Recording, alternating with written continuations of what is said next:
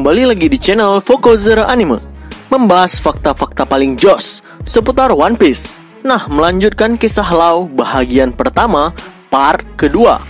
Pada cerita sebelumnya adalah Law pertama kalinya menggunakan buah iblis OP-OP Nomi, dan kini dia tinggal dengan seorang pria tua bernama Wolf. Semua dialog dan perkataan adalah mengacu kepada Law sendiri. Jadi, kita mulai saja kisah Law bahagian pertama, part 2. Aku telah memulai hidupku dengan Wolf. Aku bangun pada waktu fajar untuk membantu dia dengan pekerjaan pertanian dan penemuannya. Aku membaca 1 ton buku, makan makanan hangat, dan bahkan berlatih dengan pedang yang dia pinjamkan kepadaku. Dan pada malam hari, kami akan berbicara dan tertawa bersama. Itu adalah kehidupan sehari-hari yang normal, tenang, dan damai. Peternakan itu sangat menyejukkanku. Musim dingin di Pulau Swallow panjang, dan kenyataannya tidak mungkin menanam sayuran. Namun Wolf membangun rumah kaca vinyl di belakang rumahnya dan membuat alat pengontrol suhu dan pencahayaan di dalam, sehingga tanaman bisa tumbuh dan memanen sepanjang tahun. Bagaimana menurutmu, Lau? Dengan vegi-vegi versi 7, kau dapat memanen sayuran dari rumah kaca. Aku ingin menumbuhkan lebih banyak dan lalu akhirnya aku akan menjualnya di kota. Nama itu mengerikan, tetapi sebenarnya itu adalah penemuan yang hebat. Ditambah lagi perasaan bisa membantu orang lain. Beberapa hari kami berburu bersama. Pertama kalinya seekor babi hutan muncul. Aku mengkhawatirkan lelaki tua itu, tetapi Wolf sangat ahli menggunakan senapan dan membawa babi hutan itu dalam 1 tembakan jitu. Aku mencoba menanyakan kepadanya bagaimana dia begitu ahli menggunakan senapannya, tetapi semua yang dia katakan adalah dia baru saja mempelajarinya di masa lalu. Karena tidak terlalu mengerti, aku tidak menanyakan lebih lanjut. Wolf adalah seorang yang bisa aku ajak makan bersama, tertawa, dan berbicara tentang berbagai subjek. Tapi aku tahu lebih baik daripada melintasi batas. Dan Wolf tahu untuk tidak terlalu akrab denganku atau memperlakukanku seperti anak kecil. Itu adalah hubungan yang sempurna bagiku. Seminggu sekali, Wolf akan pergi ke kota untuk menjual sayuran dan penemuannya, lalu membeli apapun yang kami butuhkan dengan uang tersebut. Aku tidak pernah pergi bersamanya. Aku lebih suka tinggal di sini. Ketika Wolf keluar dari rumah, aku membaca buku tentang obat-obatan. Dan ketika aku bosan dengan itu, aku akan berjalan-jalan untuk menjernihkan pikiranku. Setelah sebulan sejak Wolf memperbolehkanku tinggal di rumahnya, akhirnya aku mulai menyesuaikan diri dengan kehidupan yang normal. Tetapi aku masih belum menemukan tujuan hidupku. Sebagian besar aku tidak menganggap hal tersebut adalah penting. Ketika aku merenungkan hal-hal di salah satu perjalananku, aku mendekati pintu masuk ke hutan dan melihat seekor beruang kutub besar dan 2 anak laki-laki. "Berhenti, tolong hentikan!" Beruang kutub sedang berbicara. Apa yang terjadi? Seharusnya tidak ada hal seperti beruang yang sedang berbicara di dunia ini. Tapi aku pernah mendengar tentang rusa yang berbicara sebelumnya. Jadi aku kira beruang yang berbicara bisa jadi mungkin. Situasi tampak merepotkan. Kedua anak itu menendang beruang dari belakang. "Kau terlalu lemah untuk ukuran beruang." Anak laki-laki yang menggunakan mepet di atas rambut coklat menusuk kepala beruang itu. "Cepat kembali ke hutan." Anak laki-laki yang lain memakai topi dengan kata penguin di atasnya berulang kali menekan beruang itu. Sungguh berantakan. Cek. Adegan di depanku begitu tidak menyenangkan, sehingga aku menjelentikkan lidahku tanpa berpikir panjang. Kedua anak laki-laki itu mendengar suara itu dan berbalik ke arahku. "Siapa kau?" Aku hanya menatapnya. "Kau punya sesuatu untuk dikatakan?" Bocah yang memakai mepet itu meludah seperti preman pada umumnya. "Tidak juga. Aku tidak tertarik kepada kalian atau beruang itu. Jadi lakukanlah apa yang kalian inginkan." "Jangan sombong. Aku tidak suka dengan sikapmu. Tapi aku akan membiarkannya jika kamu meninggalkan semua barang-barang berhargamu." Orang dengan topi penguin itu menghampiriku. Aku bilang berhenti menatap. Kedua anak lelaki itu mengeluarkan pisau dan masing-masing mulai mendekatiku. "Burum," kataku dengan suara rendah. Kubah melingkar menyebar bersamaku di tengahnya. "Apa-apaan ini?" "Sejauh ini masih baik-baik saja. Kapanpun Wolf tidak ada untuk melihatnya, aku telah mengasah keterampilanku dengan buah Ope-Ope Nomi. Aku bisa bergerak dan mengendalikan apapun di dalam lingkaran. Sama seperti waktu itu, aku mengambil 2 batu di kakiku dan melemparnya ke udara. Kemudian, shameless, aku menukar tempat antara anak-anak dan batu yang aku lemparkan ke atas tadi. Kedua bocah lelaki itu berada di udara dalam sekejap dan jatuh ke tanah tersungkur. Aku pikir kekuatan ini bukan hanya untuk tujuan medis, dan itu juga bisa digunakan untuk bertarung. Tetapi itu berjalan lebih baik dari yang diharapkan. Baiklah, masalah terpecahkan. Wolf akan segera pulang ke rumah. Aku harus mulai menyiapkan makan malam. Saat aku berbalik dan berjalan kembali, beruang kutub memegangku dari belakang. Tunggu, apa yang kau inginkan? Terima kasih sudah menyelamatkanku. Aku sangat takut, aku tidak bisa bergerak. Mereka mengejarku dan aku hanya membela diri. Aku tidak membantumu. Tetapi tetap saja, aku sangat senang. Setelah mengatakan itu, beruang kutub mulai menangis sementara masih menggenggam bajuku. Menyebalkan sekali. Karena sepertinya dia tidak akan melepaskannya dalam waktu yang dekat, aku dengan enggan mengarahkannya ke gua terdekat sehingga kami dapat berbicara. Mengapa kamu tidak melawan? Kau kan beruang. Bagaimana kamu bisa kalah dengan sekelompok pecundang seperti itu? Mereka benar-benar berbicara kepadaku. Itu saja? Aku pikir kita bisa akrab. Kau berpikir seperti itu karena mereka memukulmu? Ya, aku pikir aku bisa membiarkan mereka melakukannya. Jika memang bisa menjadi teman. Teman-teman, itu adalah kata yang tidak aku dengar dalam waktu yang lama. Aku tidak memilikinya lagi. Mereka semua terbakar dalam api. Aku tiba-tiba teringat keluarga dan anggota gerejaku ketika mereka masih hidup. Mereka tidak begitu buruk. Ketika berpikir mengenai mengembara, aku mulai berpikir, mengapa beruang kutub ini ada di sini sendirian? Sebenarnya kalau dipikir-pikir itu, dia mungkin sama sepertiku dulu. Aku sedikit tertarik dengan keadaannya. Katakan, apa kau tinggal di sekitar sini? Tidak, aku baru saja pergi ke pulau ini kemarin. Aku tidak kenal siapapun dan aku tidak punya tempat tinggal. Di mana kau berasal? Apa kau tahu dunia baru? Aku pernah mendengarkannya dari kelompok family Doflamingo. Aku mengambil berbagai informasi mengenai lautan dari mereka. Dunia baru adalah bagian lain dari Grand Line. Bajak laut mencari One Piece harus menemukan jalan mereka di sana pada akhirnya. Apa kau benar-benar datang jauh-jauh ke sini dari dunia baru? Beruang kutub itu pun mengangguk. Sepertinya normal. Di dunia baru adalah sesuatu yang lain sepenuhnya.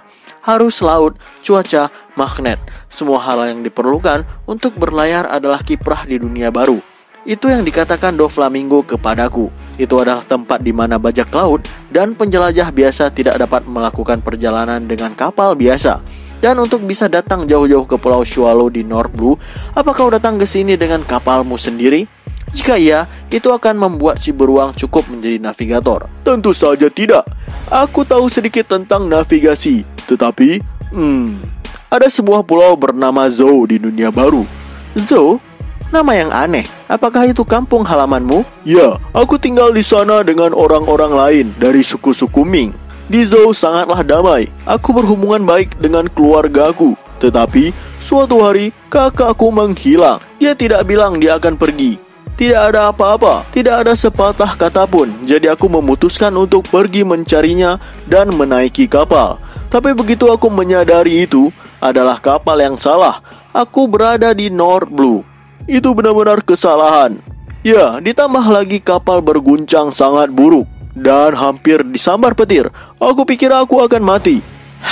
Kau benar-benar idiot. Kurasa beruang yang berbicara masih tetap beruang. Beruang kutub itu tiba-tiba berdiri, mengambil tali dari tanah dan mengayunkan di lehernya. Tunggu. Apa kau mencoba untuk mati? Mungkin aku sebaiknya. Seorang idiot sepertiku lebih baik mati. Aku hanya bercanda. Itu adalah lelucon. Kau sangat sensitif. Aku mengambil talinya dan melemparnya untuk mencoba menenangkan si beruang yang kesal itu.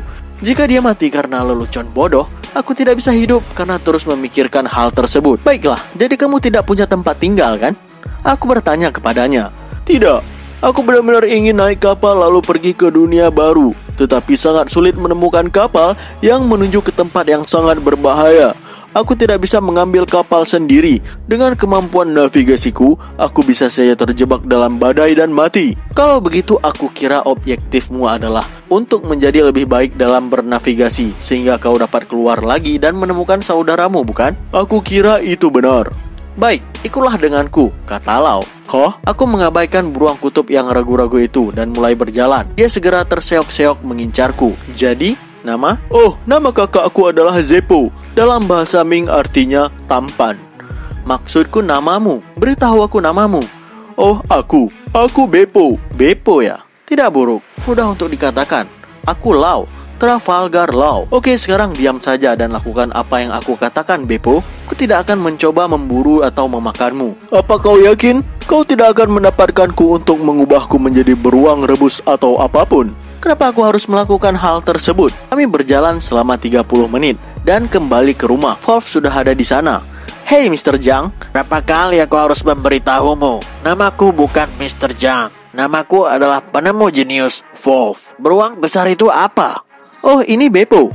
Dia beruang kutub dan dia hilang. Dia akan tinggal di sini sekarang. Jadi, baiklah. Kamu tidak berpikir untuk meminta izin dari pemilik rumah terlebih dahulu? Ya, maksudku dia juga mungkin bisa membantu pekerjaan ini.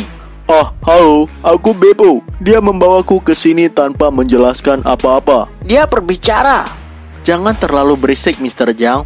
Jadi bisakah dia tinggal di sini? Aku yakin kau membawanya ke sini karena suatu alasan. Setidaknya ceritakan kepadaku detailnya. Aku mengambil waktu sekitar 1 jam berbicara dengan Wolf tentang Beppo. Sementara kami bertiga duduk di sebuah sofa. Wolf bertanya kepada Beppo tentang masa lalunya dan keluarganya.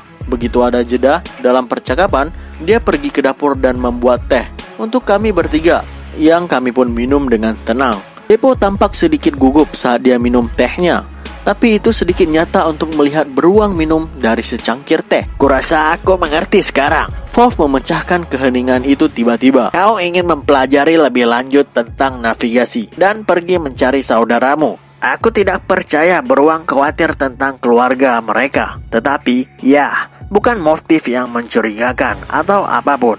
Plus kau menjawab semua pertanyaanku. Kau tidak tampak seperti sesuatu yang jahat. Jadi, kau bisa tinggal di sini. Tapi jangan lupa tentang memberi dan menerima. Beppo, aku akan membuatmu bekerja dengan adil. Jangan harap untuk makan gratis. Dan jika kau tidak bekerja, aku akan menendangmu keluar. Mengerti? Oi, siap.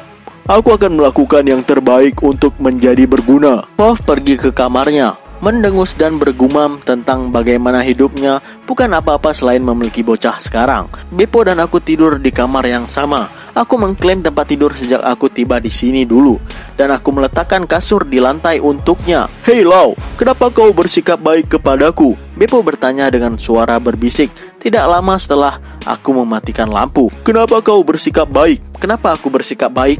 Aku tidak punya ide untuk mengatakan apapun, karena aku merasa menyukainya. Hanya itu yang bisa aku tanggapi.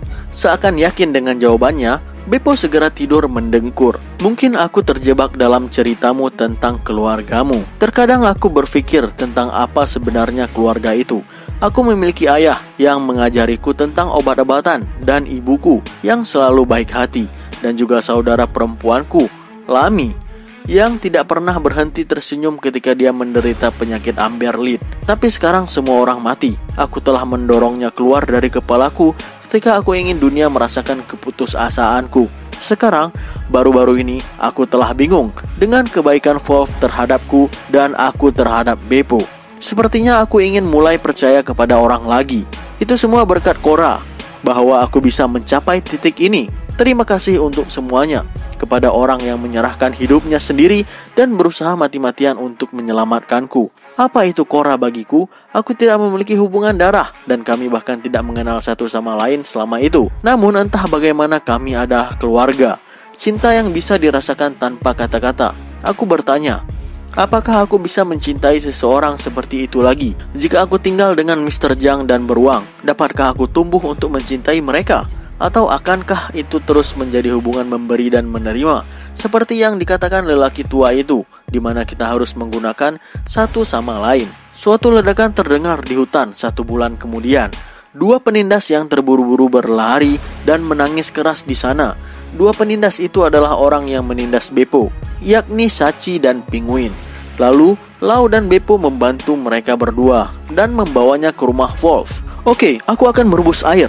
Wolf dengan cepat mengambil tindakan setelah mendengarkan betapa seriusnya yang sedang terjadi sekarang. Kedua anak laki-laki duduk di ruang tamu dan aku masuk ke kamarku untuk mengambil peralatanku.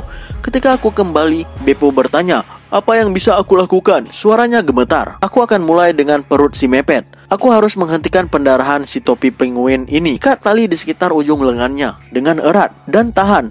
Kemudian letakkan tangannya yang terputus di dalam kantong plastik dan taruh di dalam es. Aku mengangkat anak laki-laki yang memakai mepet ke atas meja dan memeriksa untuk melihat seberapa lukanya. Oke, tidak terlalu buruk. Dia kehilangan banyak darah, tetapi organnya tidak terluka parah. Aku tidak membutuhkan buah OP-OP untuk ini. Aku bisa melakukan ini dengan pengetahuan medisku sendiri. "Hei Penguin Head, apa kau bersamaku?" "Ya," jawabnya. "Apakah kau tahu golongan darah temanmu? Jika ia tidak mendapatkan transfusi darah, dia akan mati.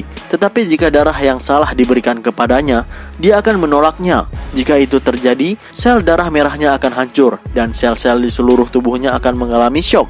Aku perlu tahu apa golongan darahnya." "Aku tahu, itu tipe X, sama seperti milikku." "Sial, bukan golongan darahku. Tidak ada waktu untuk mencoba mendapatkan darah dari tempat lain." "Lau, gunakan punyaku. Kebetulan darahku tipe X." "Mr. Zhang, maka tidak akan ada masalah dengan transfusi. Namun Pak Tua, keduanya telah kehilangan banyak darah. Bahkan jika kau menawarkannya, itu bernilai transfusi 2 orang. Skenario terburuk." "Idiot, aku tahu itu. Dan aku membuat keputusan. Jangan kau khawatirkan diriku. Ketika aku masih muda, aku kehilangan lebih banyak darah dalam pertempuran daripada yang dapat kau bayangkan. Aku tidak begitu lemah. Aku akan menerima tawaranmu. Mulai saat ini adalah berpacu dengan waktu." Aku mengambil jarum dan mengambil darah dari lelaki tua itu dan memasukkannya ke dalam kantong plastik rumah sakit. Kemudian aku menempatkan jarum di lengan si mepet dan membiarkan darah mengalir perlahan ke arahnya. Aku mulai melakukan hal yang sama terhadap Penguin Head. Baiklah, tidak ada masalah besar sejauh menyangkut transfusi darah. "Hei orang tua, kau baik-baik saja?" Aku memanggil Wolf. Dia sudah banyak mengeluarkan darahnya sendiri.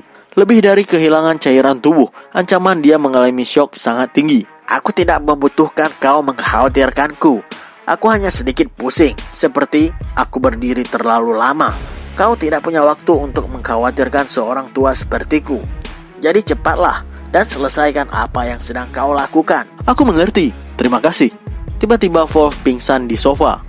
Dia benar-benar kehabisan energi. Aku masih harus menyelesaikannya. Aku mengambil bubuk yang diekstrak dari tanaman yang sangat istimewa dan melarutkannya di dalam air, lalu menyuntikkannya ke anak laki-laki yang memakai mepet. Itu adalah obat penenang yang aku buat setelah datang ke tempat ini. Dengan itu aku dapat memastikan dia akan sadar ketika aku mengoperasinya. Aku kemudian mensterilkan pisau bedahku di api, lalu memotong perut bocah itu. Perutnya berlubang, tapi tidak ada yang tidak bisa aku tangani. Aku dengan cepat menjahit luka dengan jarum dan benang, kemudian memeriksa untuk memastikannya tidak memiliki luka lainnya. Terlihat baik dan kemudian menutup perutnya dengan benang. 1 orang selesai. "Beppo, bawa pria dengan Penguin Head itu ke sini." Aku membawa anak laki-laki yang mengenakan mepet itu dari meja dan menempatkannya di sofa. Dan bocah penguin itu mengambil tempatnya di atas meja. Dia diam ketika dia berbaring di sana. Kemungkinan terbesar terlalu lemah dari kehilangan darah. Pengoperasiannya akan jauh lebih sulit dari sebenarnya untuk menyelamatkan nyawanya. Yang perlu aku lakukan hanyalah menjahit lengannya dan memberinya transfusi darah. Tapi aku ingin dia mendapatkan lengannya disambungkan dan digerakkan lagi. "Lau, bagaimana dengan kedua bocah itu?" "Pak Tua, kau sudah bangun?" "Ya, aku tidak bisa tidur. Aku pikir aku akan menjadi mayat." "Operasiku sukses. Selama mereka tidak masuk angin atau apapun, mereka akan baik-baik saja." "Apakah itu benar? Aku senang sekali." Setelah operasi tersebut akhirnya berjalan 4 hari sampai mereka terbangun. Mereka sepertinya mengerti apa yang terjadi terhadap mereka. Anak yang menggunakan mepet sangat lemah karena hasil dari operasi perut tersebut, tetapi dia akan baik-baik saja jika dia mendapatkan makanan dalam dirinya. Sedangkan yang menggunakan topi penguin tidak seberuntung itu. Aku mungkin telah menyelamatkan nyawanya. Tetapi jika aku mengacaukan operasi reattachment, dia tidak akan bisa menggunakan lengannya. Dan dia mungkin akan terkejut saat dia menyadari itu. Aku akan melepaskan perbanmu. Lihat, apakah kau bisa menggerakkan lengan dan jarimu? Dia tampak ketakutan. Semua orang di ruangan tampak cemas dan memperhatikan dengan nafas tertahan. Anak yang menggunakan topi penguin itu menatap lengannya. Lengan yang mungkin menggantung tidak berguna di sisinya selama sisa hidupnya. Jari kelingkingnya bergerak. Kemudian perlahan dia menggerakkan jari manisnya, lalu jari tengahnya, jari telunjuknya, dan jempol. Lalu perlahan dia mengangkat lengannya. Itu sukses. Aku berhasil menghubungkan kembali saraf dengan benar. Itu adalah operasi menyambungkan tangan pertamaku, dan itu berhasil. Nama kedua anak tersebut adalah Sachi dan Penguin. Sachi dan Penguin saling berhadapan. Kemudian mereka mengangguk pada saat bersamaan, menghadap ke arahku. Lalu mereka berdua membungkukkan dan berkata dengan serentak, "Tolong biarkan kami tinggal di sini." Wolf menghela napas dan berkomentar dengan terengah-engah tentang bertambahnya bocah-bocah di rumahnya. "Hei anak-anak, aku rasa itu tidak bisa dihindari. Aku akan membiarkan kalian berempat tinggal di sini. Tapi jangan salah, aku bukan walimu dan tidak mau. Aku tidak membutuhkan keluarga atau teman. Satu-satunya hubungan yang aku butuhkan adalah memberi dan menerima. Baiklah, jika kau ingin tempat tinggal, kau harus membantuku di sekitar rumah. Pertukaran yang adil. Segera setelah luka sembuh, aku akan menempatkan kalian semua untuk bekerja di kota agar kalian dapat merasakan pekerjaan yang nyata. Ada pertanyaan?" Tidak ada yang mengatakan apapun, dan tidak ada satupun dari kami yang terlihat kesal. Hanya Wolf yang menjadi merah terang setelah dia menyampaikan pidatonya yang memalukan. Terkadang aku berpikir tentang apa yang dimaksud Cora ketika dia berbicara tentang kebebasan. Kami berempat, termasuk aku, Beppo, Penguin, dan Sachi, kami mengalami kesepian besar di dunia dan entah bagaimana berhasil mengatasi keputusasaan. Aku masih tidak tahu apa itu kebebasan, tetapi aku tahu bagaimana merasa nyaman berada di dalam rumah Wolf. Kenapa ya? Orang tua yang mengaku hidup dengan memberi dan menerima tidak pernah mendorong kita terlalu keras. Dia memperlakukan kita seperti sederajat dan menghormati kita. Jadi tidak terlalu buruk berada di sini. Sementara aku tinggal di sini bersama dengan yang lain, aku bahkan mungkin menemukan arti kebebasan yang Cora tidak pernah jelaskan kepadaku. Aku tidak bisa menjamin, tetapi aku yakin aku akan menemukannya. Sementara kami berlima melanjutkan hidup bersama yang aneh ini, aku yakin aku akan menemukan apa yang aku cari. Sekarang aku sedang memikirkannya. Mungkin dunia ini tidak begitu buruk. Ketika aku melihat empat lainnya sedang ribut dan ribut, mulutku meringkuk dalam senyuman. Baiklah, sekian penjelasan Fokuzer Anime tentang novel Law bagian pertama part kedua. Dengan video ini berarti bagian pertama telah selesai. Selanjutnya akan membahas tentang novel Law bagian kedua part pertama. Penasaran? Ikuti terus Fokuzer Anime dengan menekan tombol subscribe dan loncengnya. Stay at Fokuzer, stay update.